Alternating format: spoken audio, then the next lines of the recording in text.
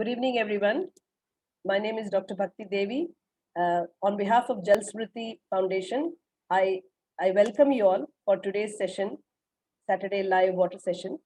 And today we are going to talk about how to make a climate forest, a mini climate forest within our neighborhood, and also understand how it actually contributes to restoring our natural water cycle. So speaking of that, what we'll be doing is before we invite our guest today, um, our guest is Sheeba Sen, who will be taking us through. So Sheeba, you can say hello to everyone. And then before... Hi, everyone. Yeah. Welcome to the program, Sheeba, and thank you so much because I know you're in the middle of quite a few things, so accepting this Not at all. This is also the middle of things. Nice, nice. So Sheeba Yeah. is based in Bangalore. So what we'll be doing is first I want to run this a short video, which it's a 3-minute video clip. It puts the context for us with respect to the relationship of water cycle, water, and climate change. So let's watch this clip first, and then we will, start the discussion. So please bear with me. I will just share the screen. I'll make sure I'm sharing the sound, and then I go to the tab, and I have the clip here ready and waiting. So, when we think about climate change, we tend to think about carbon dioxide in the atmosphere warming the planet. Carbon is so central to our thinking about the climate that many other important aspects are excluded from the conversation. One of these things is water. Water is actually the dominant greenhouse gas, but its global effects are difficult to measure because it doesn't spread out evenly in the atmosphere like carbon does. Its effect on temperature also depends on the many forms it takes. When it takes the form of a haze, it has a warming effect. When it takes the form of clouds, it has a cooling effect, except for at night, in which it has a subtle warming effect. Since atmospheric water is hard to model, it tends to get ignored. But temperature is not the only important aspect of the climate here. If the climate can be warm or cold, the climate can also be wet or dry. The rampant rise of floods and droughts of our time are said to be caused by climate change, but really they are climate change. While temperature does have some effect on rainfall, floods and droughts are primarily caused by disruptions to the hydrological cycle. We tend to think of the water cycle this way. Rain falls, water evaporates, condenses into clouds, and repeats. But this is only part of the picture, since a lot more happens underground. Healthy soil is like a sponge that soaks up a lot of water. Some of it is taken up and stored by plants, and some of it percolates deep down into aquifers. This groundwater wells up and feeds springs and streams, which allows even more life to thrive. There's then much more water to evaporate from the saturated ground or to transpire through plants. This abundance of water vapor allows for more consistent rainfall. So what happens if we cut down the forest, plow the grasslands, and expose the soil? Without trees or plants to buffer the rain, the heavy downpour compacts the soil. The water can't soak down into the compacted ground, so almost all of it stays above ground and we have a flood. Almost all this water runs off, carrying loads of topsoil with it. And when the rain stops, the little water there is left evaporates very quickly, leaving the ground compact and dry. This lack of percolation depletes the groundwater over time, so it can't feed the streams, which dry up. Now there's no water in the land to feed rain clouds, and we have a drought. If a rainstorm does come, it just creates another flood and worsens the subsequent drought. Instead of consistent rainfall, we have a flood-drought cycle. Fortunately, it is possible to reverse this trend. There are ways to regenerate ecosystems and restore the water cycle pretty rapidly while feeding people in the process. Making subtle changes to the land's topography can slow the flow of water, allowing more of it to soak into the ground and be used by plants. Plants with deep roots help break up the compacted soil, allowing water to percolate deeper. Everyone has a place in reversing the climate crisis. Whether you're working to protect healthy ecosystems, regenerate damaged ones, or just helping yourself or your neighbor depend a little less on industrial agriculture, you are helping the earth heal.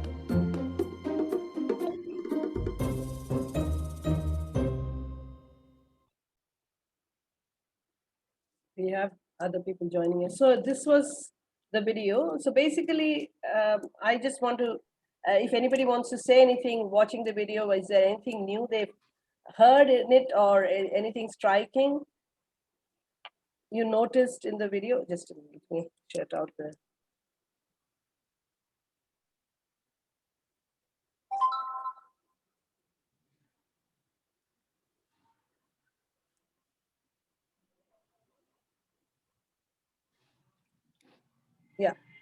So, sorry, that it started another video and I was getting disturbed by that. So anybody wants to comment on the video at all? Any comments, any questions before we move forward? What's any takeaway, anything that you already knew? Well, I can address Yeah, some of those please, Sheeba. Yes. when I Thank you. speak. So this can be a good time for anyone else to Yep. contribute. If they would Yep. like.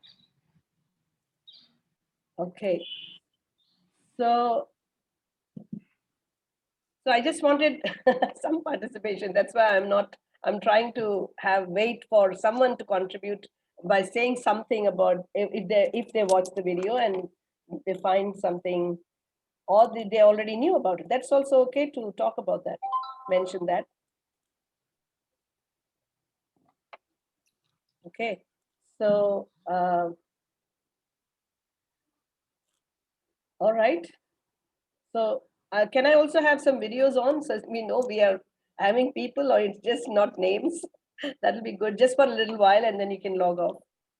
So basically I really chose this video because most often we hear about carbon dioxide, of course, being the main carbon, greenhouse gas, one of the greenhouse gases. But to actually know that water is also one, that is one. Secondly, that you don't we can also focus on the water cycle to restore the climate change, because whatever is the flood and drought are the climate change.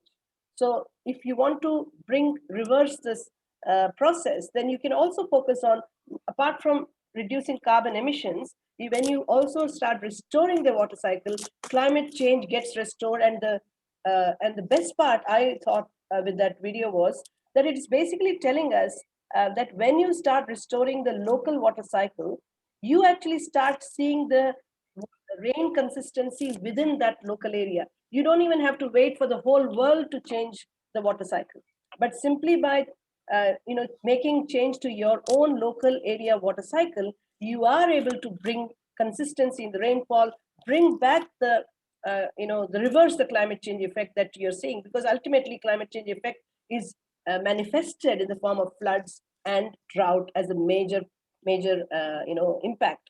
So that is the good news, I feel, because when you talk in terms of reducing carbon emissions, you really have to wait for everyone to do it. And with respect to water, you can, first of all, you can start seeing the change immediately, and it also starts to improve your own local areal climate. So with that, I just wanted to summarize at least my takeaway. And so that also gives the context of why climate forests within an urban area or any area you may be. So that is what brings me to our guest today, Sheeba Sen. So she has done a lot of work in this space, and I'll let her introduce herself.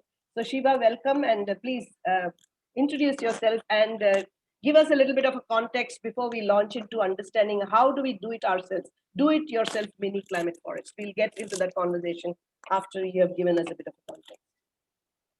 Sure. Well, thanks, Bhakti, and hello, everyone. I am the founder of a social enterprise called Alap that has been functional in the Himalayan foothills primarily, but lately also in Karnataka since the past 4 years. Our primary mission is to really catalyze reforestation of native species at a large scale in India. Now, in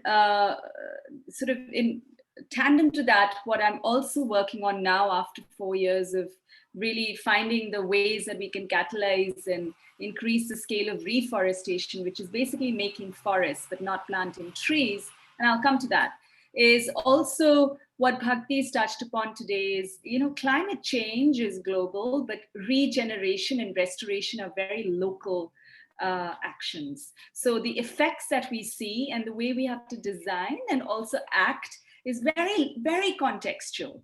So carbon dioxide is one of the ways that, maybe the markets and the conversation around things have tried to monetize and bring markets into things, and how we can accelerate restoration efforts. But really, it's a lot of other interconnected things that work in it, and which can actually be very personally affecting. It's not really floods and droughts in Gujarat or floods in Himalayas. Actually, we'll talk about it. It's in our backyards and how it can affect us. So a lot of my work now is about doing these large-scale integrated projects where we bring in private investment and make them bankable and over and above grants.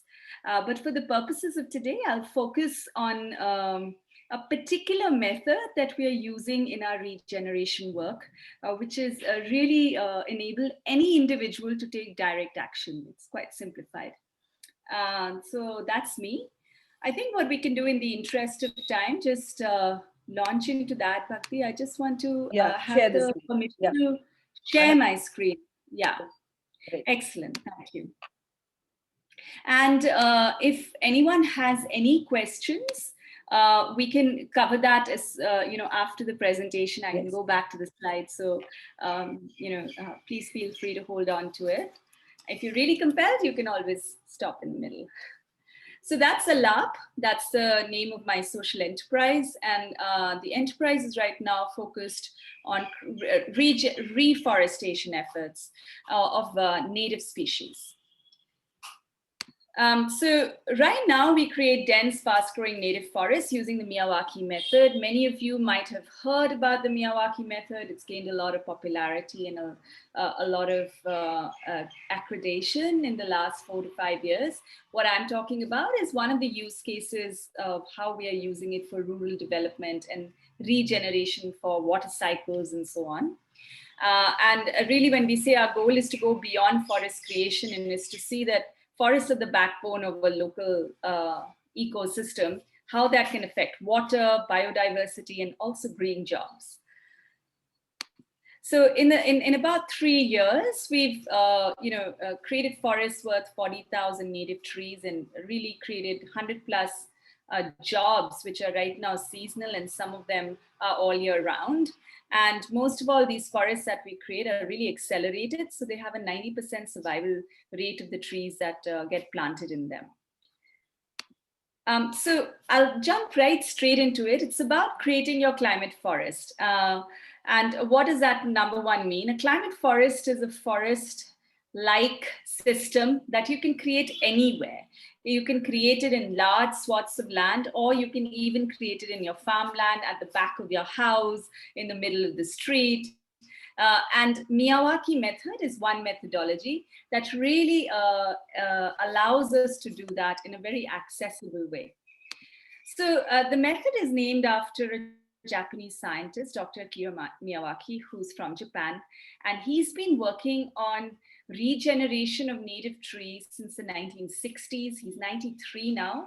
And over his life career, he's created these forests all across the world. So this method can work in any geography and any climatic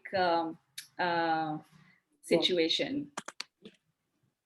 So this is one of his work in Japan. As you can see, this is a really steep hill, and that's a result in 10 years' time.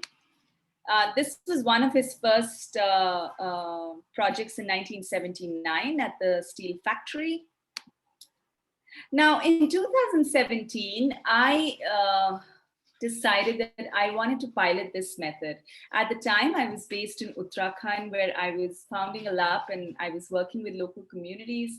Just had started to do that. I had a 10-year experience prior to working on other projects. And I was trying to see that there's got to be a better way of growing trees in the central Himalayan belt, because no one says to plant trees there because they don't survive. So this, what you see here, is a 10 by 10 meter patch, 100 square meters, in which we've planted 300 trees of over 35 varieties. This is in the August of 2017.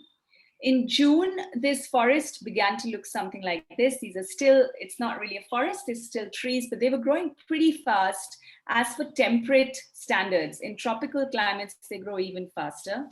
And by 1 year, this is what the patch had started to look like. And it was so dense. And this is what the Miyawaki forests are. These forests mimic the natural untouched parts of a forest. So you can't really walk into them. They are not really for human intervention at all.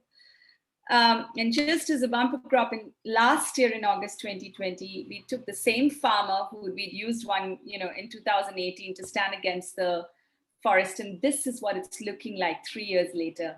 And this is when it's really started to feel and smell and act like a really resilient forest. And it's only 100 square meter patch. Now, how does this really work compared to our regular tree planting methods, and what is the effect it can have on a water cycle in specific that we're talking about here? Now, first of all, on the left-hand side is what you see, tree planting. Tree planting is a conventional way of putting trees back onto the ground. They're 6 to 8 feet apart, and usually they do not have a lot of diversity of species, 1 to 2 to 3 trees that we see in old growth forest. We plant those trees. There's no shade, and most of all, they die. They don't have a very high survival rate. On the right-hand side is the results that you get out of a Miyawaki forest. Number one, it's a multi-layered forest, and it's very dense, and it has lots of different species in it.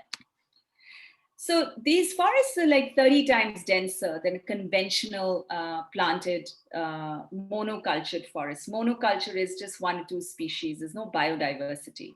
They grow 10 times faster because they're mimicking the laws of nature, and I'll talk about that.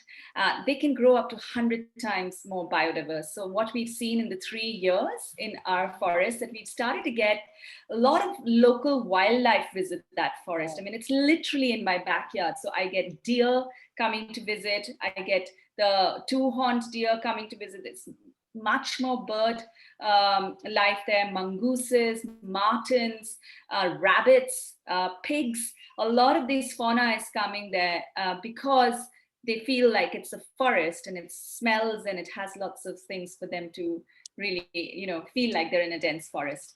And also we started to see a lot of bacterial activity with mushrooms growing, and new species have arrived, like which we didn't plant because of the bird pollination in just 3 years. Also, these forests, because they're so dense and they get a really strong root system really fast, they absorb a lot of water. So when it rains, they absorb water, and they're able to recharge the underground water sources. We've used this methodology in certain spring recharges in the Himalayas, and we're doing a big project in Karnataka now to bring back the lakes that have dried up, because the roots hold the water and they recharge the underground water cycle. Also, the canopy of this forest regulates the temperatures. So, they can sequester up to 40 times more carbon dioxide, bringing the temperatures down, and they get the transpiration cycle that was talked about in Bhakti's video going. So there is more vapor, more condensation, more rainfall. Of course, you need a little baseline of forest canopy cover for that cycle to be resumed. 100 by 100 forest on its own may not, but there's a lot of temperature difference. So, when we plant these forests, we measure the temperatures outside of these forests, and the temperature difference can be up to 4 to 5 degrees at times. We've noticed that in Madhya Pradesh, where these Miyawaki forests are a lot cooler. They obviously have a lot of bird life, and they give a lot of native fruits that support the local fauna. The major difference that you see here is in a tree planting conventional method, we're planting 1 tree per 100 square feet, whereas here we're planting 30 times denser. And also we plant in 4 layers. This is for the purposes of the method, and really these layers then, develop after 4 to 5 years into multiple 7 to 8 layers on their own. So we're trying to mimic a natural forest. So these are some examples of work we've done and our partners have done. This is a 1-acre forest planted in Hyderabad, which was just 18 months. This is right in the backyard of a house in Whitefield in Bangalore, 12 months. This is in Jaipur, which is, people say that how can you grow trees in Jaipur? It's a desert. But the thing is, you grow trees that are native to that ecosystem. You're not planting other trees, and they thrive. And similarly in Kanpur, this is again 18 months. So, over this time that we've worked with, and we've worked with some scientists, and we've also worked with a forest, with Shubhendu, who's a good friend of mine, to really simplify this, not to have too much mystery around it. I'm not a forester, but I've trained forest department in Karnataka and in Uttarakhand in this method. So anyone can do it, right? So 6 steps to it. Of course, there's a bit of learning. There's a workshop that you can attend to learn these. But on the whole, it makes sense. There's a soil survey where we figure out what the soil is really right now. And then we figure out what are the native species around my site, very specific, around your site. It's not like in Karnataka. I mean, Karnataka is very different, or Maharashtra is very different. So around your site, there's a survey, we get the list, we make the list, we procure the saplings, you can grow your own nurseries to reduce cost. Then we prepare the soil, and then we plant, and then we maintain for 18 to 24 months. So in the soil survey, we're really sort of looking at the texture of the soil. We do a soil test to see what's the carbon pH content. And then there is a method by which we design how much compost should we add, how much air ventilation material should we add, how much water retention material should we add. Similarly, in the native species survey, we look at a close forest, which is the closest forest to your site, maybe a secondary forest, an old forest, usually between 50-kilometer radius. And then we sort of study the species there. We see companionships, and then we record that, vet that, and then we arrive at a species list. And there's formulae as to which species needs to go how much in quantity. One can learn that. We procure each and every, there's a method to how to really get the healthiest of these saplings. They all look the same. This is how the soil preparation looks like. It's not, we're not digging holes here. We are preparing a mound. We are preparing the soil as if it was an old growth forest, so that our species get the best start in life. So we turn mud into soil. We dig it out up to 1 meter deep. It can be done by hand also. We've done many hill projects by hand. And then we put the material back and mix it again. So we're really turning mud to soil, and there is a method to it. These are some of the materials, local biomass. We look at farmyard compost, like khad. We look at rice husk or wheat bagasse, cut grass. We look at cocoa peat in the south. These are all different combinations that we can add to the soil. Then we also use Jeevamrit, which is a soil auxiliary, which is really to kickstart the microbiology in the soil, because what we really need is what you would find in an old forest. The soil in a forest is very airy, it's very humusy, it's very light, because there's a lot of bacteria in it. And that's exactly what we're trying to recreate.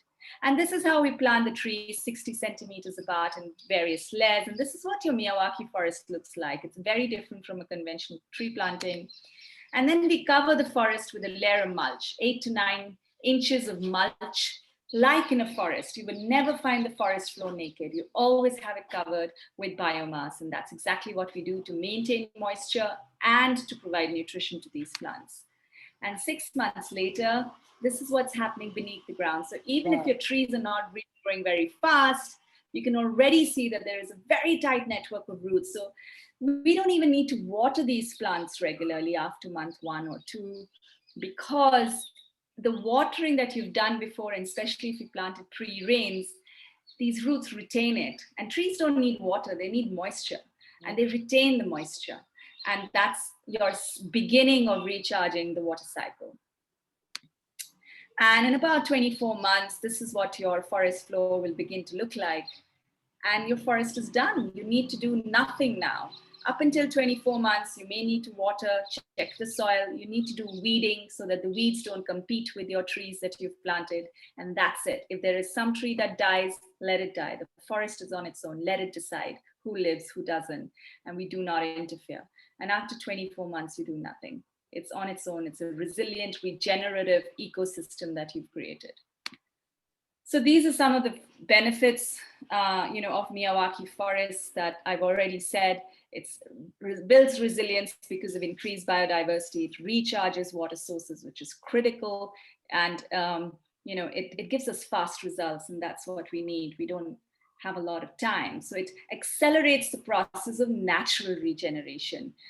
It's just doing that. It's not doing anything out of that. I think I'll stop here because these are some examples of what kind of projects we've done so far. And if someone has any questions,